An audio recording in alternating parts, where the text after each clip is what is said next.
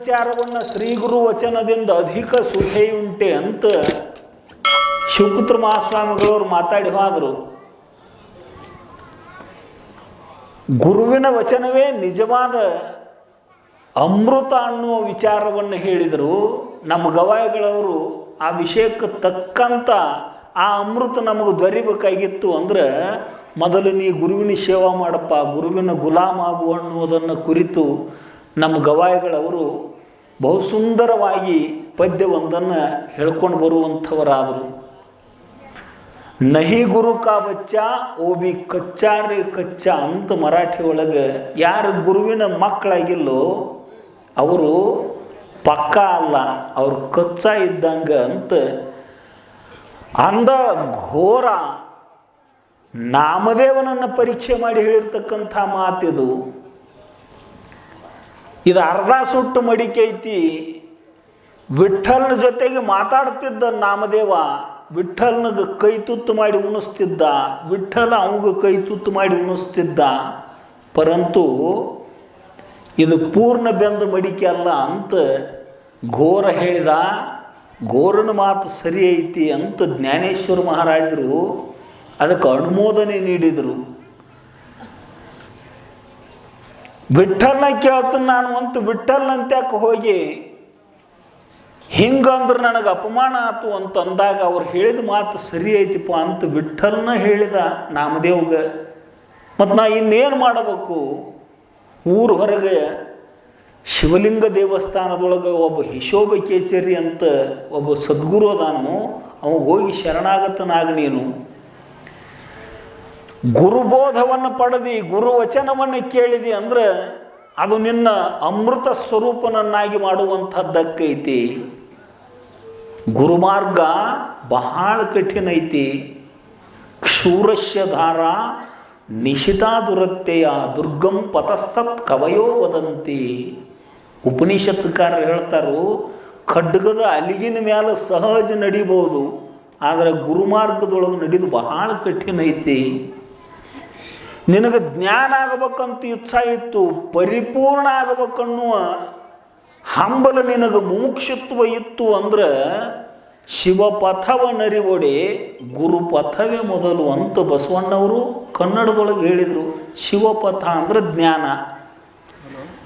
ಜ್ಞಾನ ಆಗಬೇಕಂತ ಇಚ್ಛಾ ಇತ್ತು ಅಂದ್ರೆ ಗುರುಪಥ, ಗುರುವಿನ ಮಾರ್ಗವನ್ನು ಹಿಡಿದು ನೀ ನಡಿ, ಜನ್ಮ ಸಾರ್ಥಕ ಆಕೈತಿ ಅಂತ ಹೇಳ್ಕೊಂಡು ಬರುವಂಥವರಾದರು.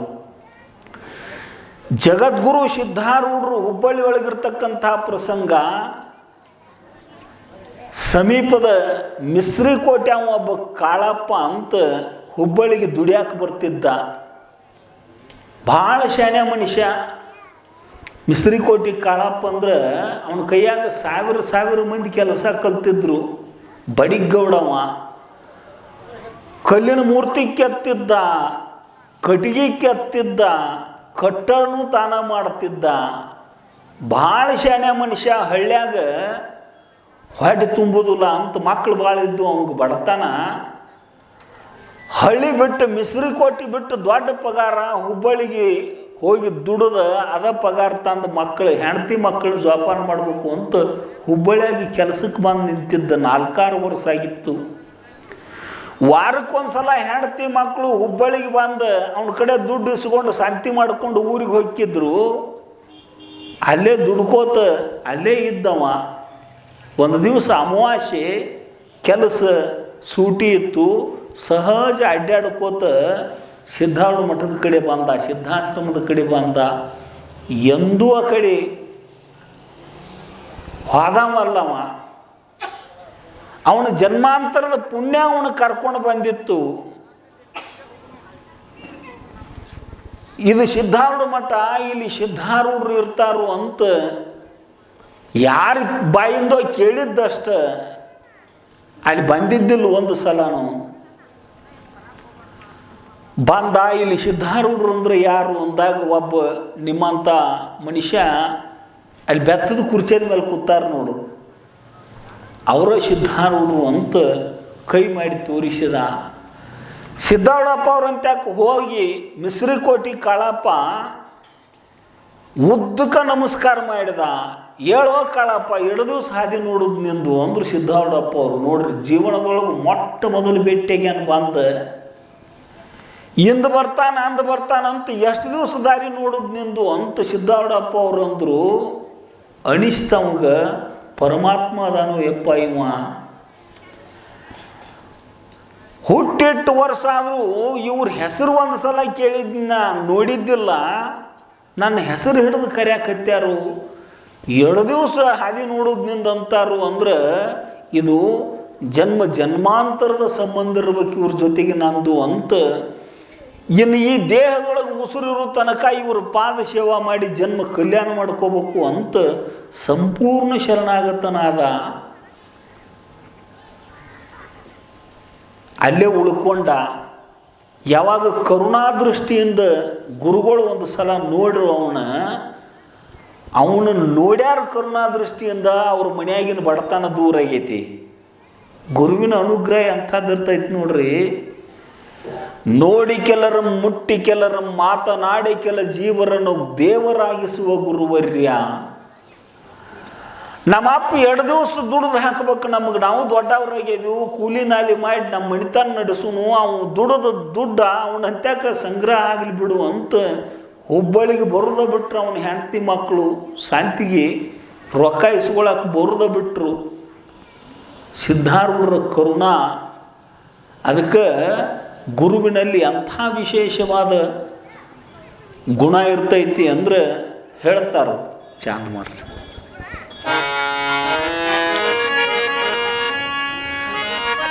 ಕರುಣ ರಸದ ಕೋಡಿ ವರಿವ ಕಟಾಕ್ಷದ ಪರತತ್ವವರು ಪೂವಾಲಾಪದ ಪುಣ್ಯಮಯ ಶರೀರದ ನಿರಾಭಾರಿ ಸದ್ಗುರು ಇರಲೆನ್ನ ಮಾನಸದಲ್ಲಿ.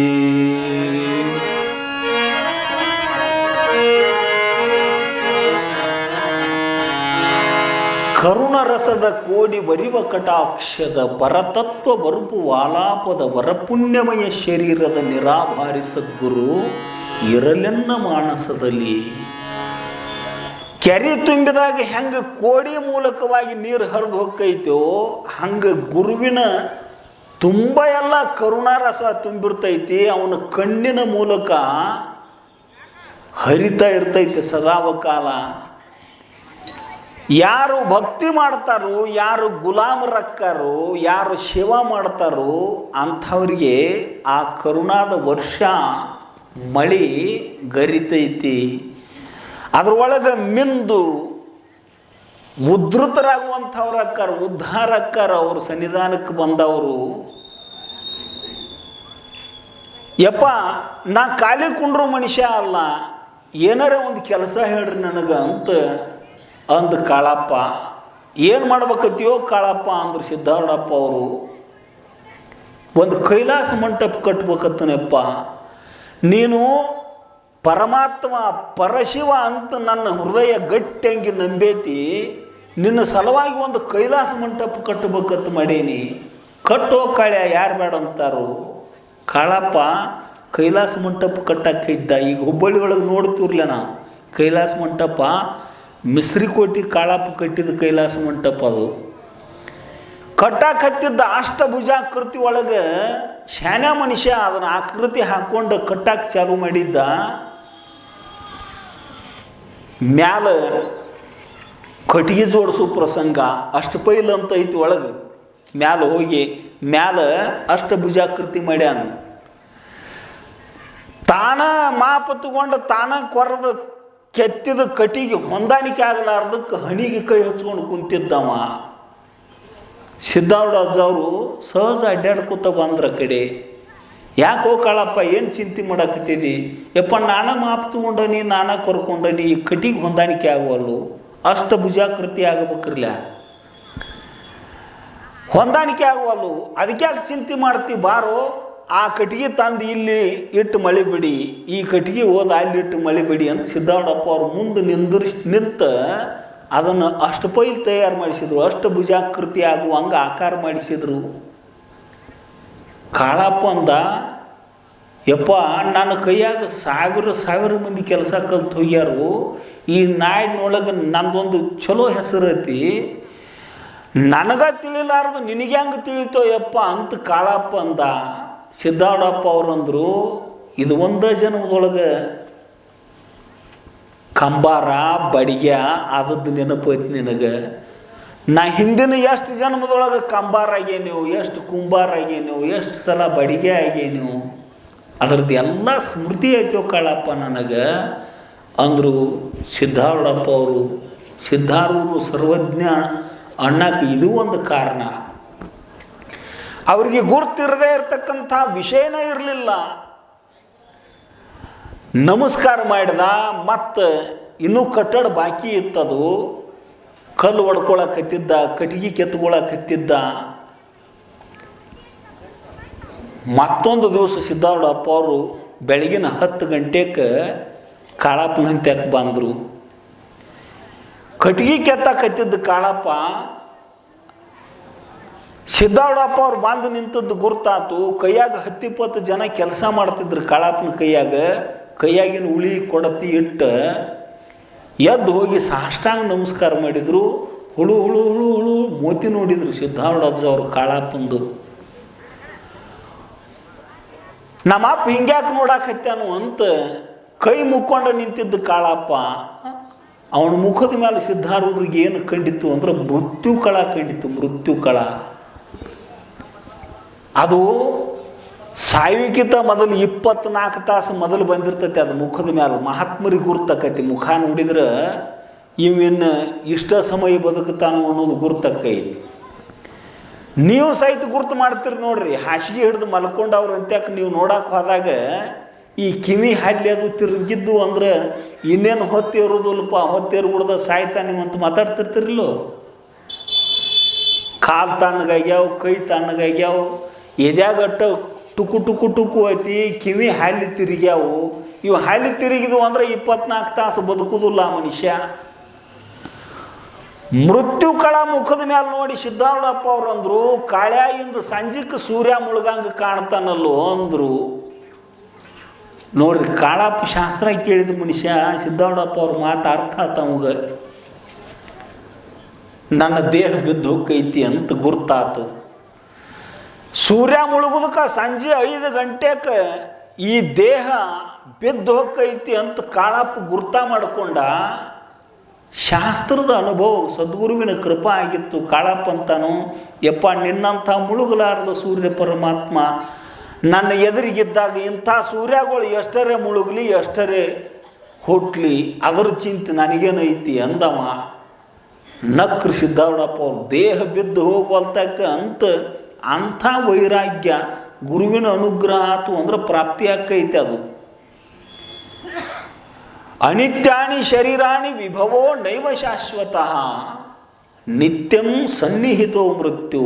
ಕ್ಷಣಕ್ಕೆ ಸಾವಿಗೆ ಸನಿಯಾಗಕತ್ತಿದ್ದೀವಿ ನಾವು. ನಮಗೆ ಗುರ್ತಿಲ್ಲಷ್ಟ ಭಾಳ ದೊಡ್ಡವರಾದೀವಿ ಅಂತ ಬೀಗುತ್ತಿರ್ತೀವಿ. ಕ್ಷಣಕ್ಕೆ ದಿನಕ್ಕೆ ಸಾವಿಗೆ ಸನಿಯಾಗಕತ್ತಿದ್ದೀವಿ ನಾವು. ಪತತ್ಯವಶ್ಯಂ ಸ್ಲತಸಂಧಿಜರ್ಜರಂ.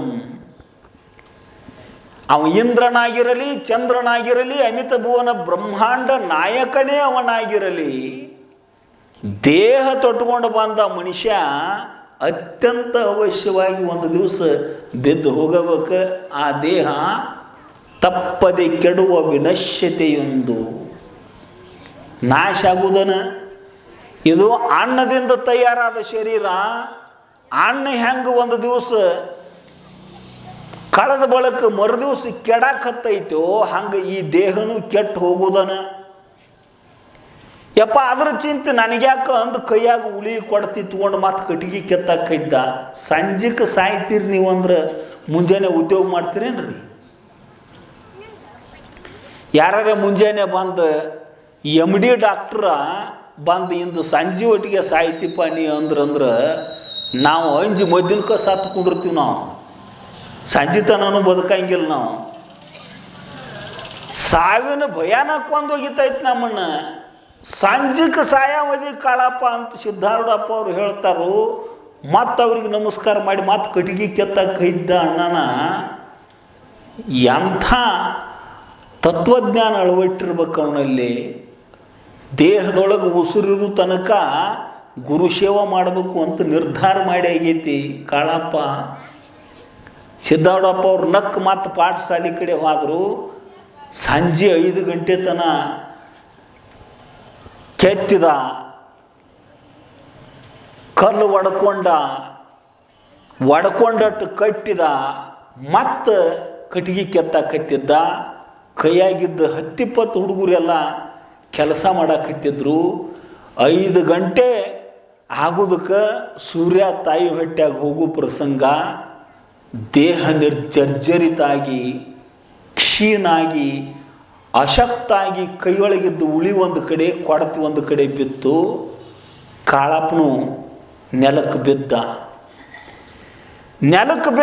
ಕೈಯಾಗಿ ಕೆಲಸ ಮಾಡೋ ಹುಡುಗರು ಓಡಿ ಬಂದು ಏನಾತು ಅಂತ ನೆತ್ತಿಗೆ ನೀರು ಬಿಡಿದು, ಕಿವ್ಯಾಗ ಊದೋದು, ಕೈಯಾಗ ಕೀಲಿ ಕೈ ಕೊಟ್ಟು ತುಳಿದು, ಮೂಗ್ನ್ಯಾಗ ಉಳಿಗಡ್ಡಿ ಹಿಂಡುದು, ಉಳ್ಸಾಕೆ ಹೋಗಿ ಕೊಂದಿರ್ತಾರೆ. ಮತ್ತು ಒಬ್ಬೊಬ್ರು ಉಳಿಸ್ಬೇಕಂತ ಪ್ರಯತ್ನ ಮಾಡಕ್ಕೆ ಹೋಗಿ ಕೊಂದಿರ್ತಾರೆ. ನೀವೆಷ್ಟು ಮಂದಿನ ಕೊಂದಿಲ್ಲ, ನಾವೆಷ್ಟು ಮಂದಿನ ಕೊಂದಿಲ್ಲ. ಅದು ಹೆಂಗೆ ಅಂದಿರಿ ನೀವು? ಈಗ 8 ದಿವಸ ಆತು ಊಟ ಇಲ್ಲ, ಏನಿಲ್ಲ, ಹಾಸಿಗೆ ಹಿಡಿದು ಬಿದ್ದಿರ್ತಾನವ. ನಮ್ಮ ಕಡೆ ಪದ್ಧತಿ ಐತಿ, ಒಂದು ಬಾಜುಕೊಂದು ಚೆರಿಗೆ ನೀರ ಒಂದು ಚಮಚ ಇಟ್ಟಿರ್ತಾರಲ್ಲ ರೀ. ಮಾತು ನಿಂತಾವು, ಕೈಕಾಲು ಆಡಿಸುವಲ್ಲ. ಯಾರು ಬಂದವರೆಲ್ಲ 2 ಚಮಚೆ ನೀರು ಹಾಕ್ತಿರ್ತಿರಲ್ಲ. ನಿಮ್ಮ ಕಡೆ ಪದ್ಧತಿ ಐತಿಲ್ಲೋ ರೀ ಅದು, ನೀರು ಹಾಕೋದನ್ನು. ಮಗಳು ಬಂದ್ಲು, ನೀರು ಹಾಕಿಳು, ಮೊಮ್ಮಗ ಬಂದ, ನೀರು ಹಾಕಿದ.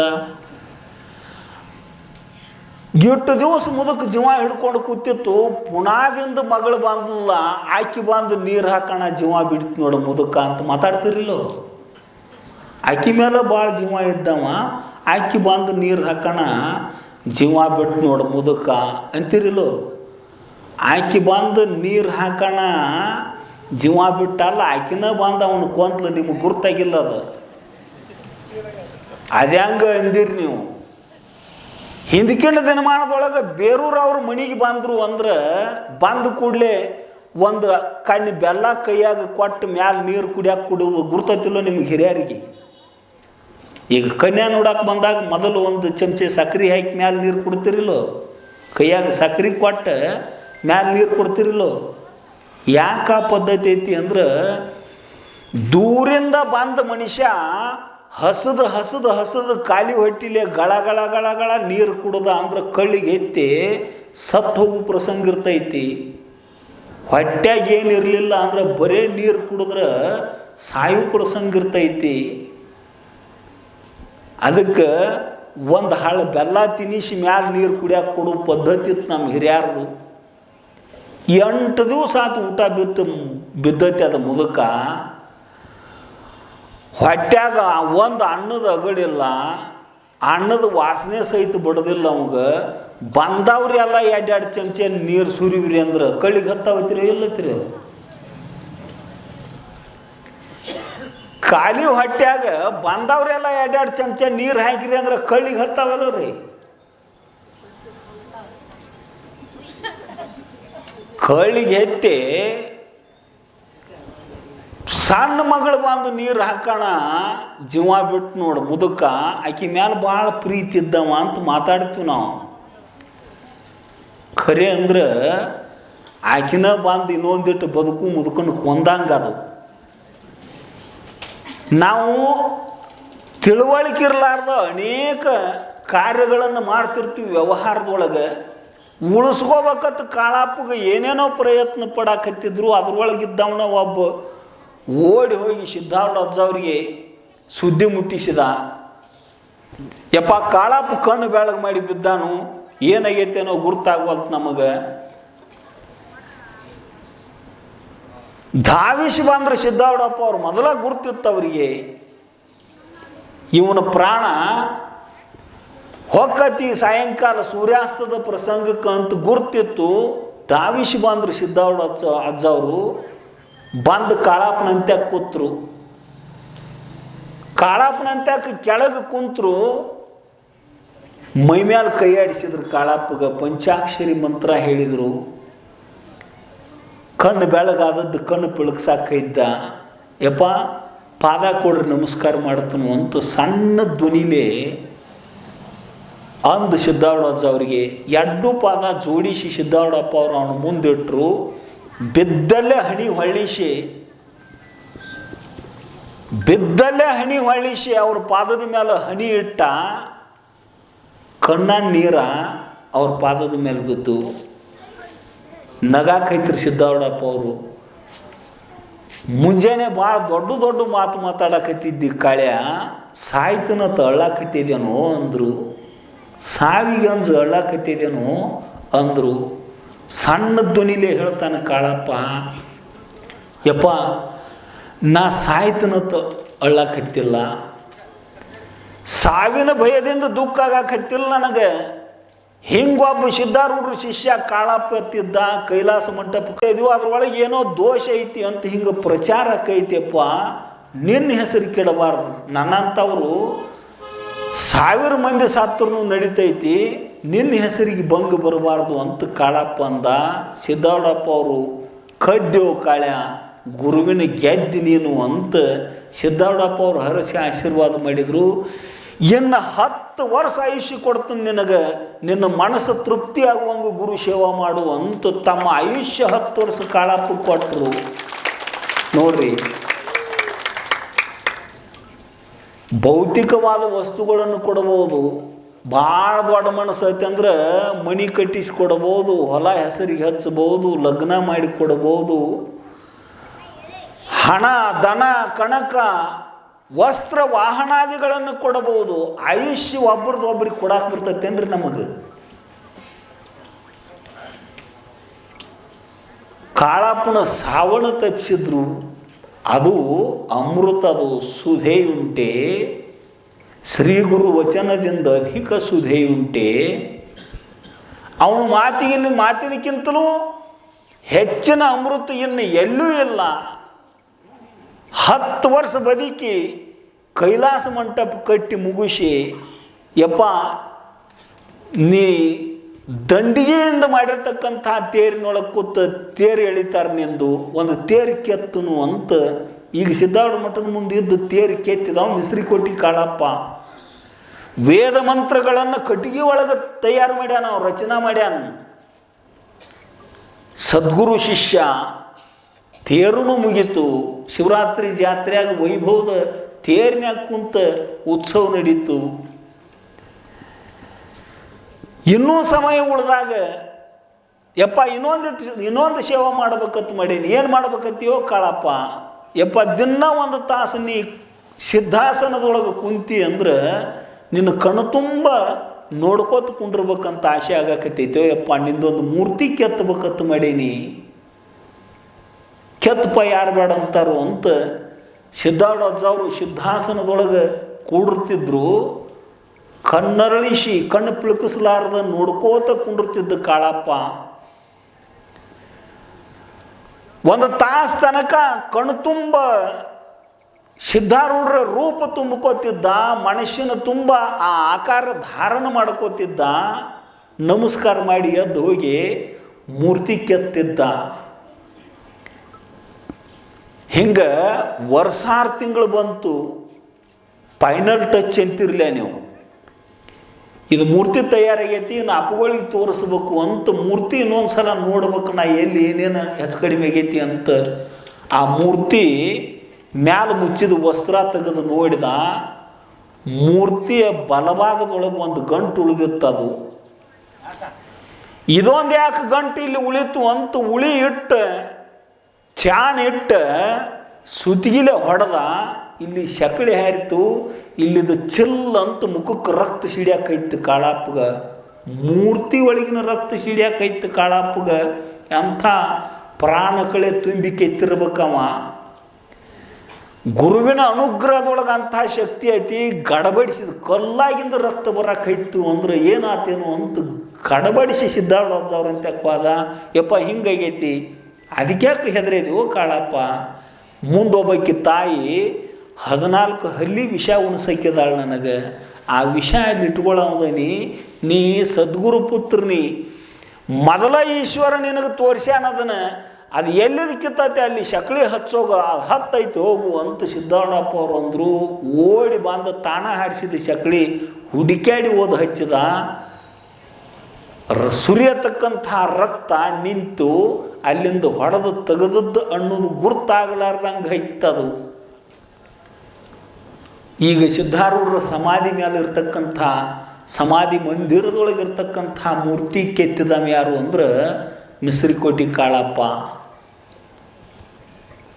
10 ವರ್ಷ ಆಯುಷ್ಯ ಮುಗಿತು. ಅವರು ಹೇಳಿದ ದಿವಸ, ವಾರ, ತಿಥಿ, ಅದ ಸೂರ್ಯಾಸ್ತದ ಪ್ರಸಂಗ. 5 ಗಂಟೆಗೆ ಪಾಠಶಾಲೆ ಒಳಗೆ ಕುಂತಾರ ಸಿದ್ಧಾರೂಢ ಅವರು. ಮಿಸ್ರಿಕೋಟಿ ಕಾಳಪ್ಪ ನಕ್ಕೋತ ಬರ್ತಾನ ಅವ್ರ ಎದುರಿಗೆ. ಜವನ ದಾಳಿ ಗೆಡಿಸುವ ಭಕ್ತಿ ಗಲಿಬುದೇ ಚಂದಮಮ ಅಂತ ನಿಜಗೊಂಡ್ರು. ಯಮನ ದಾಳಿ ಸಹಿತ ದಿವಾಳಿ ತೆಗಿತಕ್ಕಂಥ ಶ್ರದ್ಧಾ ಒಂದು. ಯಮದೂತರು ಸನಿದಾಗ ಸುಳಿದಿರಬಾರ್ದ ಅಂಥ ಭಕ್ತಿ ಮಿಸ್ರಿಕೋಟಿ ಕಾಳಪ್ಪಂದು. ನೀವು ಊರಿಗೆ ಹೋಗಾಗ ನೆರಮನ್ಯಾಗ ಹೋಗಿ ಹೇಳಿ ಹೋಗಿರ್ಲ, ಯಾಕ ಕಿತ್ತೂರು ತನ ಹೋಗಿ ಬರ್ತಾನೆ ಮನೆ ಕಡೆ ಹುಷಾರ ಅಂತ ಅಳ್ಕೋತ ಹೇಳ್ತಿರೋ ನಕ್ಕೋತ ಹೇಳ್ತಿರೋ. ಶಾಂತಿಗೆ ಹೋಗಾಕಿದ ನೀ ಮನೆ ಕಡೆ ನೋಡ್ತಿರು ಅಂತ ಬಾಜು ಮನ್ಯಾನ ಅವ್ರಿಗೆ ಹೇಳಿ ಹೋಗ್ಕಿರಿ. ಬೀಗರ ಮನೆಗೆ ಹೋಗಾಕ್ಯದ ನೀ ಹೋಗಿ ಬರ್ತನು ಅಂತ ನೆರೆಹೊರಿ ಮನ್ಯಾನವ್ರಿಗೆ ನೀವು ಊರಿಗೆ ಹೋಗಾಗ ಹೆಂಗೆ ನಕ್ಕೋತ ಹೇಳಿ ಹೋಗ್ಕಿರೋ, ಹಂಗೆ ಮಿಸ್ರಿಕೋಟಿ ಕಾಳಪ್ಪ ನಕ್ಕೋತ ಸಿದ್ಧಾರೂಢಪ್ಪ ಅವ್ರ ಎದುರಿಗೆ ಬಂದ. ಯಪ್ಪ ಅವಧಿ ಮುಗೀತಪ್ಪ, ನೀ ಆಶೀರ್ವಾದ ಮಾಡಿದ 10 ವರ್ಷದ ಅವಧಿ ಮುಗೀತಪ್ಪ, ಆಶೀರ್ವಾದ ಮಾಡಿ ನನಗೆ ಹೊಕ್ಕನು. ನಿನ್ನ ಆಶೀರ್ವಾದದಿಂದ ಬರ್ದಂಗಾಗಲಿಪ್ಪ, ತಿರುಗಿ ಮರಳಿ ಈ ಭವಕ್ಕೆ ಬರ್ದಂಗಾಗಲಿ ಆಶೀರ್ವಾದ ಮಾಡು ಅಂತ ನಕ್ಕೋತ ಸಿದ್ಧಾರೂಢಪ್ಪ ಅವ್ರ ಪಾದಕ್ಕೆ ನಮಸ್ಕಾರ ಮಾಡಿ ಅವ್ರ ಪಾದದ ಮೇಲೆ ಪ್ರಾಣ ಬಿಟ್ಟ. ಮಿಸ್ರಿಕೋಟಿ ಕಾಳಪ್ಪ ಮುಕ್ತಾದ, ಕೃತಕೃತ್ಯನಾದ, ಕೃತಾರ್ಥನಾದ, ಅಮೃತತ್ವವನ್ನು ಹೊಂದುವಂಥವನಾದ. ಹೇಳಿ ಕಾರಣೇನು ಅಂತ ಕೇಳಿದ್ರೆ, ಗುರುವಿನ ವಚನದೊಳಗೆ ನಿಜವಾದ ಅಮೃತ ಐತಿ. ಅದಕ್ಕೆ ಶ್ರೀ ಗುರು ವಚನದಿಂದ ಅಧಿಕ ಸುಧೆ ಉಂಟೆ ಅಂತ ಹೇಳಿದರೆ, ಆ ಅಮೃತವನ್ನು ಪಡ್ಕೋಬೇಕಾದ್ರೆ ನಾವು ಗುರುವಿನ ಗುಲಾಮರಾಗಿ ಸೇವಾ ಮಾಡಬೇಕು. ಅವ್ರ ಮಾತಿನ ಮೇಲೆ ಅತ್ಯಂತಿಕವಾದ ಶ್ರದ್ಧಾ ಇರಬೇಕು ನಮ್ಮದು. ನನ್ನಂಥ ಒಬ್ಬ ಮನುಷ್ಯ ನವಲಗುಂದ ನಾಗಲಿಂಗಪ್ಪನವ್ರಿಗೆ ನನಗೆ ಉಪದೇಶ ಕೊಡೋಯಪ್ಪ ಅಂತ ಬೆನ್ನು ಹತ್ತಿದ್ದ. ಅವ್ರ ದಿವಸ ಮುಂದೆ ಹಾಕಾಕತ್ತಿದ್ರು. ಇವ ಪರಿಪಕ್ವಾಗಿಲ್ಲ ಇವನು ಅಂತಃಕರಣ ಅಂತ ದಿವಸ ಮುಂದೆ ಹಾಕೋತ ಹೊಂಟಿದ್ರು. ಪರಿಪಕ್ವ ಹೃದಯರಲ್ಲದ ಮಂದ ಮನುಜರಿಗೆ ಬರಿದೆ ಬೋಧಿಪೆನೆಂಬ ಭ್ರಮೆಯಾಕೋ ಮನುಜ ಸರ್ಪೂಷಣರು. ಒಂದು ದಿವಸ ಅಡ್ಡಗಟ್ಟಿ ನನಗೆ ಉಪದೇಶ ಕೊಟ್ಟ ದಾಟಬೇಕಪ್ಪ ನೀನು ಅಂತ ನಾಗಲಿಂಗಪ್ಪನವ್ರಿಗೆ ಅಡ್ಡಗಟ್ಟಿದ. ಬಾರಪ್ಪ ಅಂತ ಕರ್ಕೊಂಡು ಹೋದ್ರು. ನವಲಗುಂದ ನರಗುಂದ ಅಂದ್ರೆ ಒಣ ಬೇಸಾಯದ ಭೂಮಿ ಅದು. ಅಲ್ಲೆಲ್ಲ ಮಳೆ ಮೇಲೆ ಬೆಳಿ, ಜೋಳ ಬೆಳೀತಾರ. ಕಡೆ ಒಣ ಕರುಪು ಕಣಿಕಿ, ಒಂದು 20 ಗಾಡಿ ಕಣಿಕಿ ಒಟ್ಟಿದ್ವು ಒಬ್ಬ ರೈತ. ಆ ಕಣಿಕಿ ಬಣವಿ ಮೇಲೆ ಹತ್ತಪ್ಪ ಅಂದ್ರು ನಾಗಲಿಂಗಪ್ಪನವರು. ಯಾಕೋ ಗುರುಗಳು 10 ಅನ್ನಕತ್ಯಾರ ಅಂತ ಹೇಳಿ ಕಣಿಕಿ ಬಣವಿ ಮೇಲೆ ಹತ್ತಿ ನಿಂತ. ಕೆಳಗೆ ಚಕಮಕಿ ಕಡ್ದು ಕಡ್ಡಿ ಕೊರೆದ ಬಣಿವಿಗೆ ಬೆಂಕಿ ಹಚ್ಚಿಬಿಟ್ಟು ನಾಗಲಿಂಗಪ್ಪ. ಅದು ಕರುಪು ಕಣಿಕಿ ಪುರು ಪುರು ಪುರು ಪುರು ಉರ್ಕೋತ ಉರಿ ಮ್ಯಾಲ ಬತ್ತದು. ಪ್ರಕೃತಿನ ಮಾತು ಕೇಳ್ತೈತಿ ಮಹಾತ್ಮರದು. ಉಪದೇಶ ಕೊಡತ್ತ ಭಾಳ ಉಪದ್ರವ ಮಾಡೋಣ. ಇವು ನನ್ನೇನು ಬೆಂಕಿ ಹಚ್ಚಿ ಸುಡಂಗೆ ಕಾಣ್ತಾನು ಅಂತ ಜಳ ಬಡಿಯಾನ. ಬಣಿವಿ ಮೇಗಿಂದ ಟಣ್ಣ ಜಿಗದು ಓಡಾಕೈದ್ದ. ನಾಗಲಿಂಗಪ್ಪನವ್ರು ಬಾರೋ ಉಪದೇಶ ಕೊಡ್ತಾನೆ ಬಾರೋ ಅಂದರು. ಅವ ಅಂದ ಬೆಂಕಿ ಹಚ್ಚಿ ನೀನು ಉಪದೇಶಕ್ಕೆ ಅಂದವ. ಬಡ್ರ ಮಕ್ಕಳನ್ನ ಹಗಲದ್ದ ಕೊಂದು ಗಿಂದಿ ಎಲ್ಲರೇ ನೀನು ಬೇಡ ನೀನು ಉಪದೇಶನೂ ಬೇಡ ಅಂತ ಓಡಿ ಹೋಗಿಬಿಟ್ಟ. ಗುರುಮಾರ್ಗ ಅಂದ್ರೆ ಅದು ಹೇಡಿಗಳ ಮಾರ್ಗ ಅಲ್ಲ. ತನು ಮನ ಧನ ಸರ್ವಾರ್ಪಣ ಭಾವನೆ ಯಾರಿಗೆ ಬಂದೈತೋ ಅಂಥವ್ರಿಗೆ ಸದ್ಗುರುವಿನ ಅನುಗ್ರಹ ಆಕೈತಿ, ಬೋಧ ಪ್ರಾಪ್ತಿ ಆಕೈತಿ. ಅವರು ಆತ್ಮತತ್ವವನ್ನು ತಿಳಿದು ಕೃತಾರ್ಥರಕ್ಕರು, ಮುಕ್ತರಕ್ಕರು, ಅಂಥ ಅಮೃತತ್ವವನ್ನು ಸದ್ಗುರುನಾಥ ನಮ್ಮೆಲ್ಲರಿಗೂ ಅನುಗ್ರಹಿಸಲಿ ಅಂತ ಪ್ರಾರ್ಥಿಸಿ ಸೇವಾರೂಪ ಪುಷ್ಪ ಸದ್ಗುರು ಚರಣಾರವಿಂದಕ್ಕೆ ಅರ್ಪಣೆ ಮಾಡಿ ಸಮಯ